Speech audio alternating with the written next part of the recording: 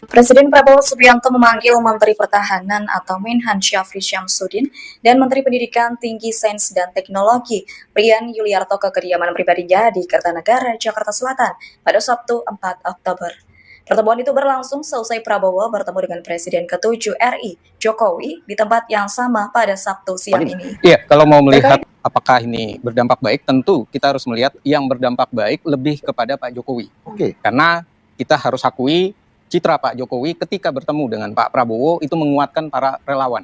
Itu yang pertama. Dan yang kedua, itu juga menguatkan asumsi di luar bahwa Pak Jokowi ini ingin diminta sebuah perlindungan kepada Pak Presiden secara tidak langsung, karena banyak kasus yang terjadi. Dari mulai kasus ijazah Pak Jokowi sendiri, ijazah anaknya Pak Gibran, kemudian dari mulai keinginan KPK memanggil Bobi Nasution, dan juga kita harus melihat kenyataan bahwa ada publik yang mulai mendorong supaya dilakukan sebuah pengadilan atas kasus-kasus ataupun kejadian yang diambil oleh kebijakan dari Pak Jokowi supaya supremasi. Saya sudah juga dikomunikasikan secara intens oleh Prof. Abdul Mukti, ya, Mendikdasmen, bahwa beliau insya Allah akan menyediakan data ini. Dan ketika saya ini gimana ini, jawaban beliau menarik gitu loh. Jawaban Pak Eko nih? Bukan, Prof. Menteri. Iya, iya. Prof. Abdul Mukti.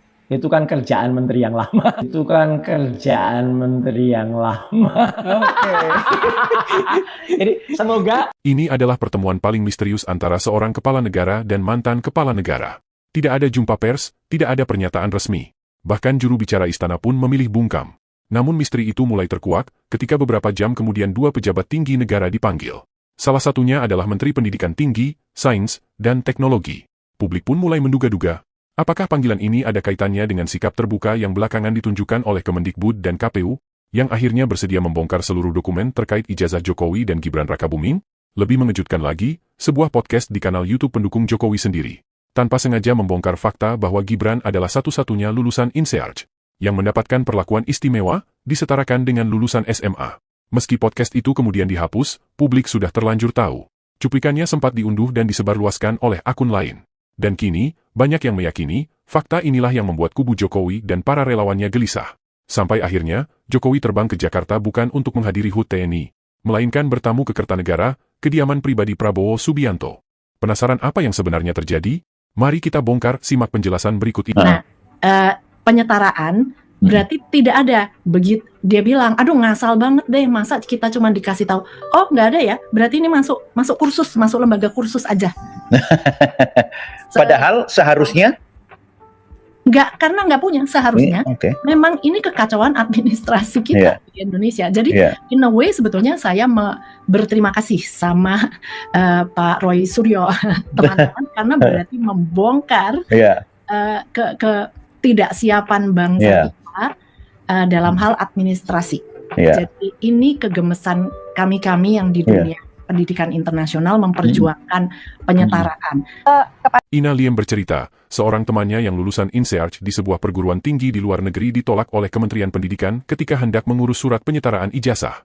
Menurut Ina Liem, Kementerian Pendidikan kala itu menganggap bahwa program INSEARCH hanyalah setingkat kursus, hingga tidak layak disetarakan SMA di Indonesia. Walau kemudian Ina Liem menganggap bahwa ini adalah kekacauan administrasi bangsa Indonesia, tapi ada satu hal yang secara tidak sengaja justru membongkar sebuah fakta, dan kemungkinan karena alasan itu, cuplikan ini dihapus oleh si pembuat podcast. Ya, Ina Liem secara tidak sengaja mengakui bahwa Kementerian Pendidikan sebelumnya tidak mengakui program pendidikan INSEARCH sebagai sebuah lembaga formal yang layak disetarakan pendidikan formal di Indonesia seperti SMA atau SMK. INSEARCH sejatinya hanyalah lembaga kursus. Dan Ina Liem memastikan bahwa salah satu temannya bahkan Ina Liem sendiri juga pernah mengalami penolakan itu. Artinya apa? Dengan dikeluarkannya surat keterangan dari Kementerian Pendidikan yang menganggap bahwa ketika Gibran sekolah di program INSEARCH di Australia lalu disetarakan dengan SMK, itu adalah satu-satunya kasus yang terjadi di negara kita. Hanya Gibran yang mendapatkan hak istimewa kursus 1 tahun di INSEARCH, dan lalu dianggap setara satu kelas di sekolah formal di Indonesia. Dan cerita Ina Liem ini sejalan dengan hasil penelusuran Roy Suryo di Kementerian Pendidikan. Ya, Mendikdasmen, bahwa yang 2004-2007 ternyata dia hanya menurut Kemendikdasmen itu 1,5 tahun.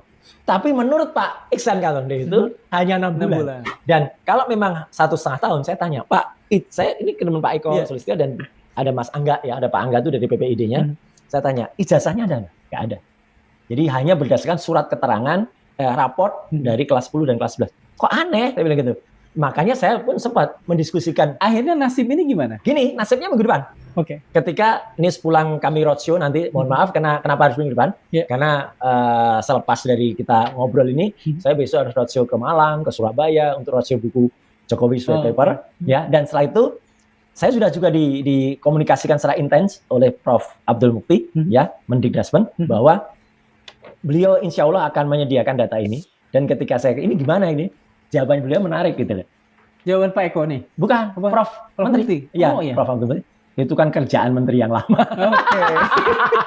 Jadi semoga Prof konsisten ya. Berarti kan beliau ada niat baik untuk ngomongnya gitu loh. Nah, kerjaan menteri yang lama itu apakah saya nggak pasti ya 2019 itu apakah Nadiem ataukah Pak Muhadjir? Ya kan 2019. Entah siapa. Yang penting ini nggak benar. Ini nggak. Dan kalau ini nggak benar, batal demi hukum dia pencalonannya karena ini benar-benar sudah tidak sesuai dengan pasal 159 Undang-Undang Nomor 7 Kalau tahun misalnya 2017. nanti Jika benar bahwa ada orang yang ditolak sebelumnya sesuai penuturan Inaliem, tapi kemudian aturan itu diubah untuk meluluskan ijazah Gibran, maka ini adalah kali yang kedua di mana aturan negara ini diubah untuk kepentingan seorang Gibran. Menariknya, jika Anwar Usman yang dianggap berjasa mengubah syarat batas usia lalu harus turun jabatan karena dianggap melanggar kode etik berat, sang menteri yang menjadi menteri ketika Gibran mendapatkan surat keterangan penyetaraan, justru naik jabatan, hanya 2 bulan sejak surat keterangan dikeluarkan.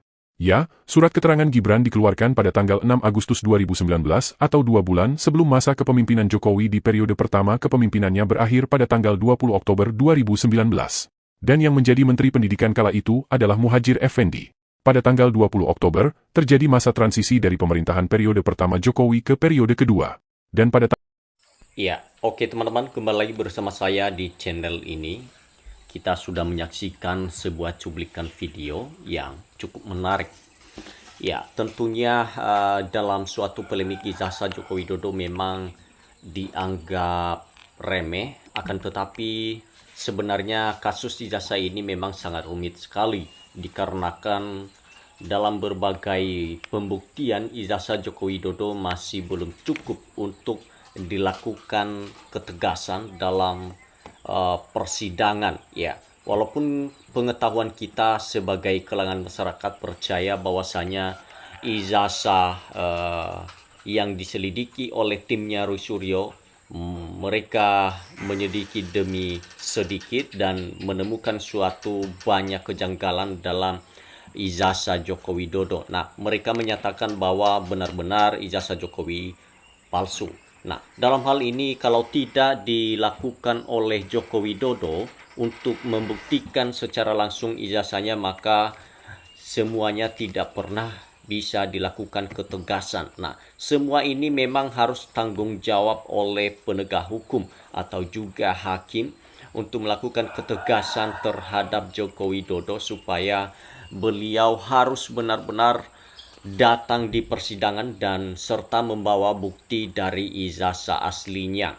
Ya, tentunya dalam sebuah cuplikan video ini memang sudah dilakukan Prabowo Subianto, ya, melakukan pemanggilan dari Menteri Pendidikan dan harus dilakukan penyelidiki dengan ijazah tersebut. Apakah memang ijazah Joko Widodo benar-benar adalah palsu?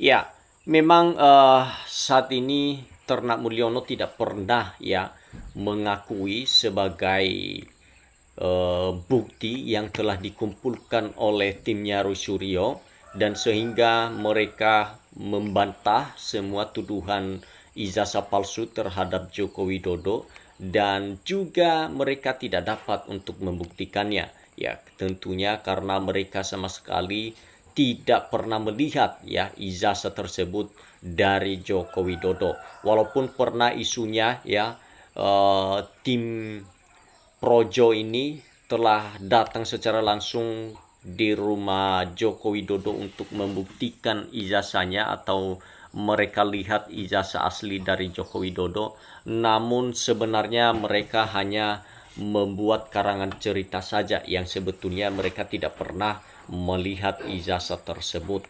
Ya, ini memang akan terlalu sulit kedepannya apabila Prabowo Subianto tidak melakukan ketegasan dalam menangani sebuah kasus ijazah Joko Widodo, ya, itu memang uang negara atau juga menghabiskan uang sia-sia dalam penyelidikan ijazah palsu tersebut. Ya, tentunya bila mana terus-menerus kasus ijazah ini sampai kiamat pun tidak pernah akan ditunjukkan oleh Jokowi bila mana tidak ada ketegasan dari penegak hukum untuk memaksakan Joko Widodo hadir di persidangan atau juga menunjukkan ijazahnya.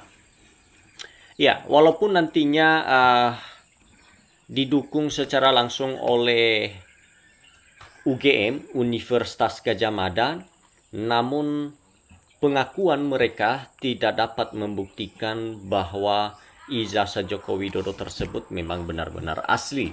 Ya, selain Joko Widodo untuk secara langsung membuktikan ijazahnya dan membawa ijazah asli di pengadilan. Ya, karena pengakuan dari UGM, bila mana mereka mempunyai ijazah asli Jokowi atau juga mempunyai data salinan ijazah Jokowi, maka yang seharusnya pada saat dilakukan persidangan KIP, ya tentunya pihak UGM membawa semua data-data itu dan mereka tidak pernah dicecar maki oleh ketua hakim pada saat itu. Nah, jelas-jelas kita lihat pada saat itu ketua hakim KIP pada saat itu sangat muak melihat tingkah laku UGM karena tidak melengkapi semua data yang diminta untuk berguna dalam persidangan. Baik pun dengan KPU pada saat itu mereka tidak memenuhi syarat karena semua data yang mereka bawa sama sekali tidak pernah dibawa dalam persidangan KIP tersebut. Nah, dalam hal ini memang sudah sangat terlihat jelas pada saat itu memang semua yang terkait yang membela kasus ijazah Joko Widodo hanya mengarang-arang cerita saja, baik pun dari UGM maupun juga di KPU, apalagi dengan ternak-ternak Mulyono semuanya. Ya,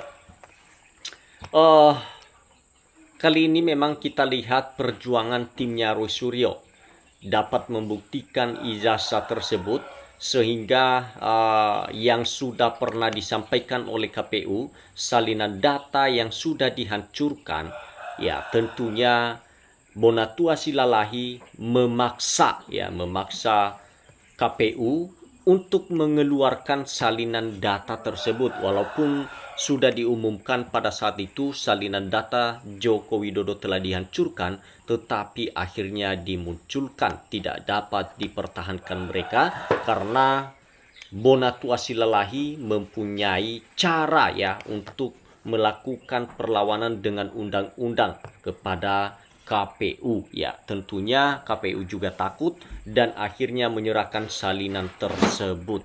Ya, baik, kita akan lihat bagaimana tanggapan para netizen. Ya, saya pribadi sebagai rakyat Indonesia mengucapkan terima kasih sebanyak-banyaknya atas perjuangan Pak Roy dan Dr. Rismond, Dr. Tifa, dan teman-teman yang lainnya. Perjuangannya sungguh sangat berat dan luar biasa. Inilah yang dikatakan pahlawan-pahlawan sejati, negarawan sejati, tanpa lelah selalu membela kebenaran dan keadilan untuk semua bangsa dan negara Indonesia.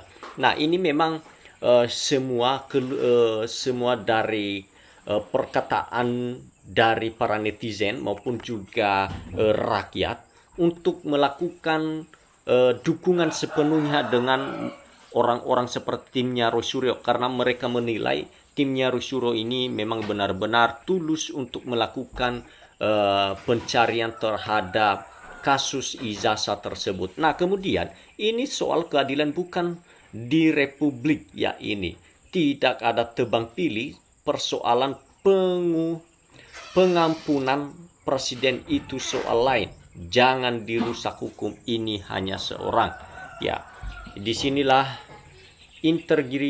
integritas presiden ya diuji. Semoga beliau tegak, lurus dan selalu dalam lindungan Tuhan ya. Ya, kemudian hukum harus ditegakkan lebih dulu. Masalah kasus-kasus yang lainnya, yang penting ijazah Joko Widodo selalu terbongkar dengan publiknya. Oke, baik teman-teman, mungkin cukup sampai di sini pembahasan video kali ini, dan kita akan nantikan video-video selanjutnya. Jangan lupa teman-teman berikan tanggapan Anda melalui menuliskan di bawah komentar. Terima kasih teman-teman. NKRI harga mati.